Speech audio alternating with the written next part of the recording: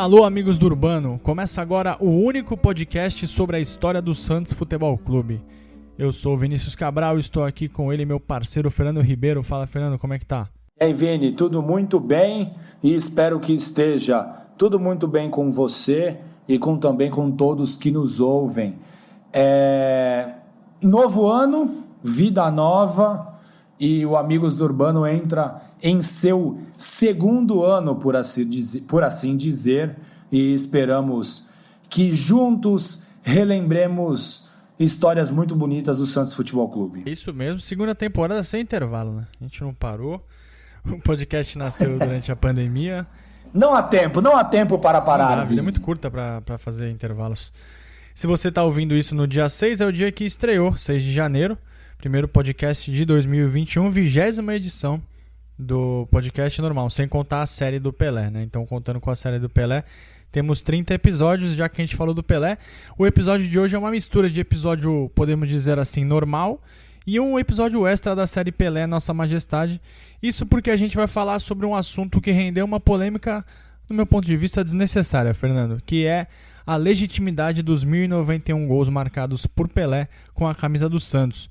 Recentemente, o Messi chegou a 644 gols pelo Barcelona e, segundo alguns veículos, alguns pesquisadores e historiadores, o argentino superou o Pelé em número de gols oficiais, que o Pelé marcou pelo Santos, né? O rei tem 643 gols em partidas consideradas oficiais. Essas partidas oficiais são aquelas disputadas em campeonatos, ou seja, querem subtrair 448 gols do Pelé com a camisa do Peixe, ignorando completamente o contexto dos anos 50, 60 e 70, que são os anos que o Pelé defendeu o Santos. E a gente precisa dizer, nem deveria, né, Fernando, mas a gente vai falar que a estrutura de calendário das décadas anteriores do nosso futebol era totalmente diferente do que temos hoje. O principal campeonato era o Paulistão, que era disputado entre os meses de julho e dezembro, com o extinto torneio Rio-São Paulo ocupando uma pequena parte do primeiro semestre, cerca de 2 meses. Assim, os clubes aproveitavam o amplo período sem competições para disputas amistosas e excursões. O primeiro campeonato nacional, que foi a Taça Brasil, foi instituído apenas em 59 com pouquíssimas datas. A consequência disso é que os clubes se viam obrigados a realizar amistosos em qualquer canto do planeta. Com o Santos, o Pelé jogou no interior do Brasil, em todos os continentes, contra equipes inexpressivas, mas também contra os maiores esquadrões do mundo, incluindo poderosas seleções. Falando em seleção, Fernando, o que mais deixa... Se eu tivesse cabelo, ele ficaria em pé, é que esse critério é tão confuso que uma partida entre Brasil e Gabão, um amistoso daqueles caça-níquel que a CBF faz, é considerada uma partida oficial. E um jogo do Santos contra um Boca Juniors no quadrangular de Buenos Aires, por exemplo, é considerada uma partida não oficial. E aí, Fernando, antes de te acionar, eu acho que vale também a gente trazer aqui aquele texto que rodou o mundo, né? Aquele texto que você e o pessoal da Sofis escreveram, um texto que contextualiza tudo que o Pelé fez pelo Santos e que rebateu muita gente, né? E deixou muita gente com o cotovelo doendo. Exatamente, Vini. Essa questão das partidas oficiais, né? Do como considerar uma partida oficial, é algo utilizado pela grande mídia, né? Por uma boa parte da imprensa, por alguns pesquisadores e alguns historiadores, mas não é algo chancelado pela FIFA, Federação Internacional de Futebol. E, Vini, o episódio de hoje mostra a importância da contextualização quando a gente fala de um passado distante da história do futebol. Por exemplo, se a gente for considerar apenas a era do profissionalismo no futebol de São Paulo, e o futebol aqui no nosso estado se tornou profissional a partir de 1933, o Santos é o maior campeão estadual. O Santos teve 22 conquistas desde 1933. O Santos é o maior vencedor ao lado do Corinthians, que também tem 22 conquistas. E o Santos acabaria superando o Palmeiras, que ficaria com apenas 19 conquistas no Campeonato Paulista. Mas assim, esse revisionismo histórico não pode apagar a história. Os títulos do Campeonato Paulista da Era Amadora são válidos, com importância igual ou maior aos conquistados após a implantação do profissionalismo. Então, por mais que sejamos santistas, não podemos esquecer que o Santos Quando eu considero a era profissional e amadora, continua com suas 22 conquistas, mas o Corinthians tem 30 títulos e o Palmeiras 23. O Corinthians conquistou 8 títulos na era amadora do futebol paulista e o Palmeiras conquistou 4 campeonatos que não podem ser esquecidos. O argumento de alguns desses analistas é que muitos desses gols do Pelé, 448 gols marcados em partidas ou competições amistosas, foram diante de adversários frágeis, como seleções de pequeno porte ou combinados regionais. Mas assim, devemos considerar que as partidas foram disputadas com uniformes oficiais das duas equipes, observando todas as regras oficiais do jogo, com súmula e autorização das federações nacionais, seja a Federação Brasileira, na época a CBD, depois a CBF, por parte do Santos, assim como as federações locais nos países onde o Santos jogou. Temos que lembrar que essa autorização para a disputa de partidas amistosas eram concedidas pelas federações regionais e nacionais, que é uma regra imposta pela FIFA, a organizadora do futebol mundial. Muitas das vezes, Vini, o Santos deixava de jogar algumas partidas, pois não conseguia a autorização da CBD para jogar, porque a CBD exigia um intervalo mínimo entre uma partida e outra. Muitas das vezes, o Santos apelava para a confederação para poder cumprir todo o seu calendário no exterior. Mas o Santos não entrava em campo sem a autorização da CBD. O Santos poderia, inclusive, ser punido e excluído de competições regulares caso desacatasse a federação a qual era vinculado. Levar em consideração atributos muito subjetivos, como a fragilidade de adversários, não é o ideal para compilar dados estatísticos. Vini, os números eles são absolutos. Um gol diante do Eibar vale o mesmo, estatisticamente, do que um marcado diante do Valência. Quando o Messi faz um gol contra o Eibar, vale 1 na contagem. E quando ele faz um gol contra o Valência, também vale 1. Um gol diante do Transvaal, uma equipe lá do Suriname, tem o mesmo valor estatisticamente de um anotado no Real Madrid em pleno Santiago Bernabéu. Óbvio, quando pegamos contextos, o gol marcado no Santiago Bernabéu pode ser mais importante ou mais valioso para a equipe do que um marcado no Transvaal. Mas, quando eu vou compilar estatísticas, ou mesmo no placar do jogo, colocou a bola na rede no Santiago Bernabéu ou em Eurico Mursa, vale 1. É isso, e assim, Fernando, vamos deixar bem claro que não é nada contra o Messi, né? O Messi que, cara, você pode gostar ou não dele, mas é inegável sua importância para o futebol. Eu, particularmente, gosto muito dele, acho um cracaço de bola, um gênio. E não estamos querendo diminuir ninguém, a gente só quer contextualizar. Vini, assim como a gente não quer diminuir o Lionel Messi, não queremos que ninguém diminua o Pelé. Nem reconte a história, nem reescreva a história, como você acabou de dar os exemplos dos campeonatos paulistas. E Fernando, no dia que a gente está gravando esse programa, esse podcast, que é no domingo, dia 3 de janeiro, o Cristiano Ronaldo marcou gols pela Juventus, seu atual clube, e segundo alguns estatísticos, ele ultrapassou Pelé na totalidade de gols em jogos oficiais. Então, é mais uma marca que vão querer tirar do Pelé.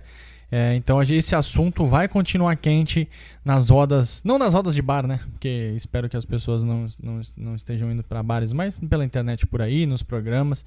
E foi muito importante o posicionamento do Santos. E o texto do Fernando rodou o mundo, foi sensacional. E, Fernando, para registro, a gente levantou aqui algumas equipes que sofreram com os pés do Pelé, né? Os pés, cabeça, o Pelé fazia gol de tudo quanto é jeito. 9 gols. América do México, Colo-Colo e Universidade Católica tomaram 9 gols. A Inter de Milão, poderosa Inter de Milão, tomou 8. O River Plate da Argentina e o Napoli da Itália tomaram 7 gols. 6 gols, a Roma da Itália também tomou. Boca e Racing de Paris, que era um time muito forte na década de 60 e 70, os dois times tomaram 5 gols do Pelé. Benfica, Barcelona e Racing da Argentina tomaram 4 gols. A seleção da Tchecoslováquia, vice-campeã mundial em 1962, potência do futebol nos anos 60, tomou 3 gols do Pelé. A Juventus, que atualmente o Cristiano Ronaldo defende, tomou 2 gols do Pelé. e o Real Madrid tomou 1 gol do Pelé. A gente fez essa seleção de 83 gols do Pelé, né, desses 440 e tantos que querem tirar. Demos exemplos rápidos aqui, só para vocês mostrarem o porte dos times que o Santos enfrentava e que o Pelé fazia gol. E jogava também contra times mais fracos, como o Transvaal do Suriname, que o Fernando falou. O fato é que o Pelé fazia gol contra qualquer equipe que colocavam ele na frente, né? Seja essas que a gente citou agora, seja a Portuguesa Santista, ou numa final de Copa do Mundo. A gente não pode ignorar, né, o peso desses gols, né, Fernando? A gente tem que contextualizar, como você bem disse. O ponto é que esses jogos eram encarados como partida de campeonato. O prestígio do Santos e também do futebol brasileiro era colocado em jogo. Afinal, nem precisamos lembrar que o Santos era o time mais forte do mundo nos anos 60 e era um rival que os adversários queriam bater, né? Agora a gente vai dar exemplo desses gols roubados, né? Não só dos times. Quantas vezes a gente já ouviu a história do primeiro gol do Pelé com a camisa do Santos? Aconteceu em 56 na vitória contra o Corinthians de Santo André. O Pelé tinha ainda 15 anos e foi um dos goleadores da vitória por 7-1. O Santos ganhou, o Pelé fez seu primeiro gol, mas aí pelos estatísticos e estudiosos esse gol não valeu. E outra lembrança que a gente vai trazer aqui aconteceu em 59, quando o Santos fez sua primeira excursão pela Europa e jogou contra o Botafogo pelo troféu Teresa Herrera em La Coruña, na Espanha. O Santos ganhou por 4-1 e Pelé fez um dos gols. Pepe fez 2 e Coutinho fez o outro gol santista. O Zagallo marcou pelos cariocas. Outro detalhe importante que acho que vale a gente dizer aqui, Fernando, é que quando tentam apagar esses gols do Pelé, eles automaticamente apagam gols de outros monstros do nosso futebol, né? Como esses citados anteriormente, e apagam também parte da história do Santos. Não sei se apagar é a palavra certa, mas eles tentam diminuir, né? A impressão que dá é essa. Sim. Para você ter uma ideia dessa final do Teresa Herrera de 59, os times jogaram assim. O Santos foi a campo com Lalá, Pavão, depois Formiga e Mourão, Getúlio, Ramiro e Zito, Dorval, depois Alfredinho, Jair Rosa Pinto, depois Álvaro, Afonsinho, depois Coutinho, Pelé e Pepe, o técnico era o Lula. Já o Botafogo foi com Hernani, Tomé e Ayrton, depois Pampolini, Chicão, Borges e Nilton Santos, Garrincha, Didi, Paulo, Valentim, Valdir e Zagallo, o técnico era o Saldanha. Ó, de cabeça assim, olhando rapidamente, aqui tinha Zito, Coutinho, Pelé, Pepe, Nilton Santos, Garrincha, Didi e Zagallo. São caras de Copa do Mundo. Olha a qualidade que estava em campo, né? A gente não pode ignorar o que representava uma vitória em um jogo como esse, né? Não era só ganhou um amistoso, não. Você ganhou um amistoso, o seu prestígio foi lá para cima, os europeus começaram a respeitar mais você, porque era 59, o Santos não tinha sido campeão mundial ainda, né? A Libertadores só começou no ano seguinte. O Santos ganhava dinheiro, o Botafogo ganhava dinheiro, então não era só uma vitória em um amistoso.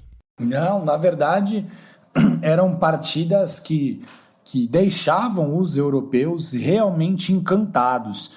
E nessa mesma excursão, na partida, né, a mesma excursão que o Santos bateu o Botafogo pelo troféu Teresa Herrera, o Santos enfrentou o Real Madrid, lá em Santiago Bernabéu, um jogo equilibradíssimo. E quem viu essa partida diz ter sido uma aula de futebol. No fim das contas, os espanhóis venceram por 5-3 e o Pelé marcou um gol, diante de aproximadamente 70 mil torcedores. Para ter noção, Vini, de como essa partida foi disputada por duas equipes sublimes, o Santos jogou com Lalá, Pavão, Getúlio e Dalmo, Ramiro e Zito, Dorval, Álvaro, que depois deu lugar ao Afonsinho, Pagão, que depois deu lugar a Coutinho, Pelé e Pepe. O técnico era o Lula. E o Real Madrid jogou com Bersalucci no gol, Marquitos, que depois deu lugar ao Atienza, Santa Maria e Casado, Santisteban e Ruiz, Gento Mateus, que depois deu lugar a Puskás, Del Sol, Ganza e Di Stéfano. E depois desse confronto, o Real Madrid nunca mais quis enfrentar o Santos. Um exemplo disso aconteceu em 1965, no torneio de Buenos Aires, quando a equipe espanhola abandonou a competição dias antes de encarar o Peixe.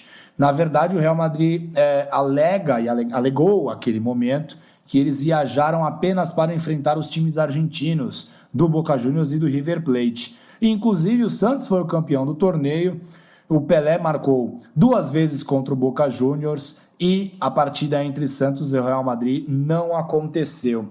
Nessa excursão de 1959, que foi a primeira excursão do Santos para o continente europeu, o Santos jogou 22 vezes em pouco menos de um mês e meio.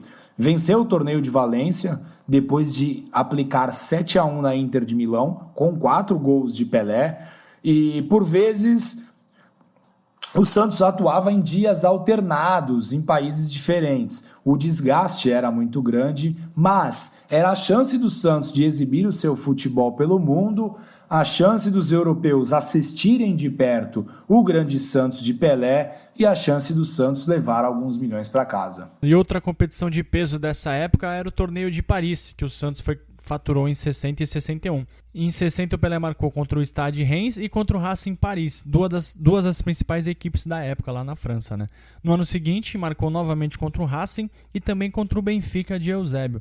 No mesmo ano, Pelé marcou 4 gols no torneio Itália, contra o Santos bateu Juventus, Roma e Inter para ficar com o título. Outro torneio de altíssimo prestígio era o Hexagonal do Chile. Em 65 foi disputado por Universidade Católica, Universidade do Chile, Colo-Colo, River Plate e Seleção da Tchecoslováquia. Pelé fez gol em todas as partidas e o Santos sagrou-se campeão. Inclusive, o jogo contra os tchecoslovacos ficou conhecido como o Jogo do Século.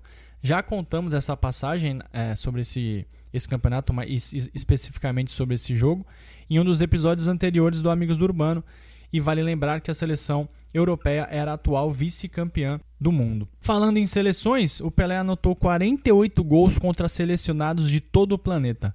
Marcou contra a Bulgária, Polônia, União Soviética e Tchecoslováquia, por exemplo, potências europeias. A clássica história de quando Pelé expulsou o juiz se deu em uma partida contra a Seleção Olímpica da Colômbia em 68. O árbitro Guilherme Velázquez expulsou o rei do futebol, mas a torcida presente ao estádio El Campín, em Bogotá, exigiu a volta do camisa 10 ao jogo. Com isso, Velázquez foi substituído e Pelé voltou a desfilar em campo. O Santos venceu por 4-1 com um gol do Pelé. Apagar esses gols é apagar parte da história do futebol mundial. Contra o Vasco em 69, o Pelé fez seu 10º gol. O mundo inteiro comemorou e noticiou. A história foi escrita naquele dia, mas querem passar uma borracha nela. E Vini, claro que não podemos ignorar que nesta conta estão gols marcados contra equipes frágeis do Brasil e do resto do planeta. Se contra os maiores times do mundo em sua época o Pelé deitava e rolava, é óbvio que ele ia marcar muitos gols contra equipes norte-americanas, contra equipes bolivianas, peruanas, guatemaltecas, entre outras. O Pelé marcava gols contra quem aparecesse em sua frente, seja em final de Copa do Mundo, final de Copa Libertadores, final de Mundial, mas ele também marcava contra a Universidade de Yunnan, do México, quando foi que o Pelé marcou o seu 10º gol com a camisa do Santos Futebol Clube. Seus 2 últimos gols, que não são computados nessa absurda estatística, foram contra Barcelona e Zaragoza, numa excursão realizada pelo Santos um mês antes da despedida de Pelé do clube. Ou seja, consideramos todos os 1.091 gols de Pelé pelo Peixe, sejam eles contra Real Madrid ou contra o Corinthians de Santo André. Ao todo, o Pelé marcou 1.283 gols, fazendo com que ele seja, queiram ou não, o maior goleador de todos os tempos do futebol. É isso, você pode até escolher quem é o seu jogador preferido, né, para você, quem foi o melhor. Muitos dizem que foi o Maradona. Respeito o Messi, também respeito, afinal, cada um escolhe quem quiser, né? Eu posso achar que foi o Viola. Se é gosto pessoal da pessoa, ele escolhe e acabou. Alguns gostam do Cristiano, mas você precisa conhecer o que o Pelé fez, né? Antes de você ter uma opinião sobre esses outros jogadores. Você precisa saber o que aconteceu, e a gente aqui falou rapidamente da importância desses gols, do peso desses gols, mas também quem quiser conhecer, a gente tem uma série sobre o Pelé, a primeira série sobre ele em formato podcast, fizemos em 2020, chama-se Pelé, a Nossa Majestade, está disponível aqui no feed do Amigos do Urbano, em todos os agregadores e também no YouTube, vale a pena conferir. É uma série que conta a história do Pelé cronologicamente, com muito detalhe, né? Participação de muita gente de peso, companheiros, jornalistas, escritores. A gente deu uma passada limpa na vida do rei e mostrou que ele é o maior mesmo, né? E pra gente ele é o melhor, assim, disparado. Tanto o Cristiano, quanto o Messi, quanto o Maradona ou qualquer outro. Maradona não mais, mas precisa correr muito atrás para chegar perto dele. E quem quiser fazer gol, Fernando, o Cristiano chegou a 757, se eu não me engano. A gente é muito ruim de matemática, né? O Pelé tem 1283. Eu não vou me atrever a fazer essa conta. Vou até procurar ao vivo, hein? Quem sabe faz ao vivo. 1283 menos 757. 526 gols falta pro português fazer. Acho que não vai dar tempo, né? E ele tá... Fica à vontade para poder fazer esses gols, né? A questão principal é que ninguém aqui vai desmerecer qualquer gol marcado pelo Cristiano Ronaldo, desde que eles sejam gols desde que sejam gols marcados contra equipes oficiais, em partidas oficiais, com súmula e com autorização das federações regionais. Não tem nenhum problema quanto a isso. A gente abordou isso já algumas vezes, mas assim, as pessoas têm muita vontade de reescrever a história, né? Na verdade, ela pode ser contada, contextualizada, mas não dá para se alterar, né? O fato está disposto, todos têm as mesmas formas de consulta, então me parece... E assim, Vini, essa questão dos gols oficiais também é uma preguiça histórica de quem lida com números, porque é muito mais fácil você ir numa federação, seja regional ou nacional, e compilar os gols marcados em competições que foram organizados por essas entidades. E aí eu considero que esses jogos são apenas os oficiais, do que eu ficar lendo jornal, checando o resultado, né? Checando um jornal velho, isso, pesquisando, perguntando para pesquisadores de outra equipe, tentando bater ficha técnica com pesquisadores de outros clubes. Então tem uma preguiça envolvida aí, e aí é muito mais fácil computar só jogos de campeonato como jogos oficiais. E assim, essa regra, Vini, de jogos oficiais, ela é uma regra bem complexa, né? Porque partidas de seleções, partidas amistosas entre seleções, são considerados jogos oficiais. Entre clubes não são. Por qual motivo? Partida amistosa é partida amistosa. Se as seleções entraram com seus uniformes, se respeitaram as regras do jogo, se o local cumpre todos os requisitos de tamanho de trave, de marcação de solo, de utilização de grama ou grama sintética, que é mais comum, são partidas oficiais e devem ser consideradas como tal. Essa preguiça em pesquisar acaba trazendo alguns caminhos mais fáceis, e a verdade não pode ser esquecida, nem muito menos deturpada, né? Estaremos aqui para sempre lembrar os santistas e as pessoas que gostam de escutar sobre a história dos Santos, de que os fatos que aconteceram não serão alterados, sejam por grandes veículos de imprensa, por pesquisadores com mais fama que nós, mas a verdade sempre vai ser dita e a gente sempre vai estar lembrando, relembrando e contextualizando para quem aqui nos escuta. É isso, Fernando, e você tocou num ponto, acho que é super importante, que é sobre a, entre aspas, preguiça, né?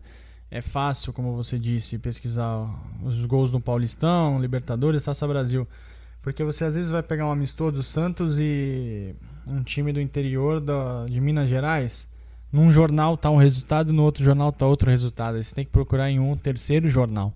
Então é uma pesquisa triplicada.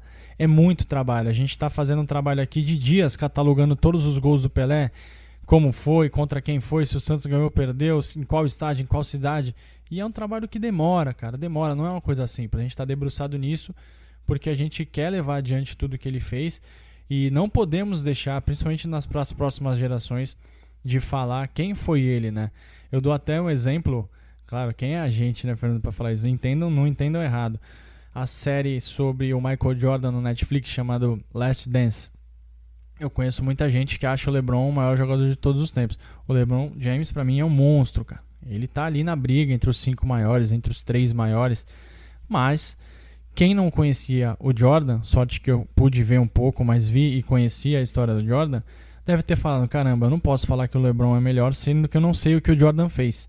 É isso que eu falo sobre o Pelé. Você pode considerar o Messi melhor? Claro que pode. O Cristiano, o Ronaldo Fenômeno, o Zidane. Sim, atributos subjetivos. Mas você conhece o que aconteceu? Você conhece a história do Jordan para falar que o LeBron é melhor que ele? Então, se você não conhece a série, a história do Jordan, vai ver o Last Dance. Se você não conhece a história do Pelé, vai ouvir a nossa série, né, Fernando? É o Last Dance brasileiro. O Pelé é a nossa majestade. Ouve o nosso podcast. Tudo que a gente falou sobre o Pelé, a importância dele, não só para o Santos, cara. Óbvio que a gente é santista, vai puxar para o nosso lado, mas a importância que o Pelé deu para o futebol brasileiro, a visibilidade que o Pelé deu para o futebol brasileiro. Pro esporte propriamente dito. O Brasil, se a gente for pegar na ponta do lápis, o Brasil tem 5 Copas do Mundo. 3 foram com o Pelé. Tudo bem que na de 62 ele machucou e jogou pouco, mas a era de ouro do futebol brasileiro foi ali, 50, 60, 70. Depois do Brasil, se você for pensar de 70 para cá, o Brasil tem o mesmo número de Copas do que a França, que foi ganhar a sua primeira Copa só em 98. Então a gente está falando de uma era que os craques eram muitos aqui no Brasil e muitos deles se forjaram em amistosos, levando a imagem do seu clube mundo afora. A gente fala do Santos, mas com certeza a gente sabe que os outros times, a gente falou do Botafogo aqui, mas todos os outros times excursionavam o mundo afora e levavam o nome dos seus jogadores e seu símbolo, sua marca. Então, ignorar isso é um erro absurdo. É só ver, cara, quantos amistosos o Santos faz por ano hoje? O Santos fez um amistoso em 2020, não tô lembrado. Em 2019 eu lembro que fez contra o Corinthians, o primeiro jogo do ano. Um amistoso. Então assim, não tem calendário. Não tem. Os times europeus até fazem, porque o calendário deles eles não tem estadual, né? Então eles conseguem ali fazer um mesinho de pré-temporada, aqueles jogos lá nos Estados Unidos, por ali. Mas é muito pouco, gente. Então vamos contextualizar sempre e explicar sempre, levar a história adiante sempre. Fernando, obviamente o episódio é sobre o Pelé, a nossa dica cultural vai ser sobre ele. Um livro muito bacana chamado As Joias do Rei Pelé, escrito pelo Celso de Campos Júnior, da editora Realejo. É um livro com relíquias da coleção pessoal que o Pelé angariou durante suas décadas de carreira. Vale muito a pena conferir.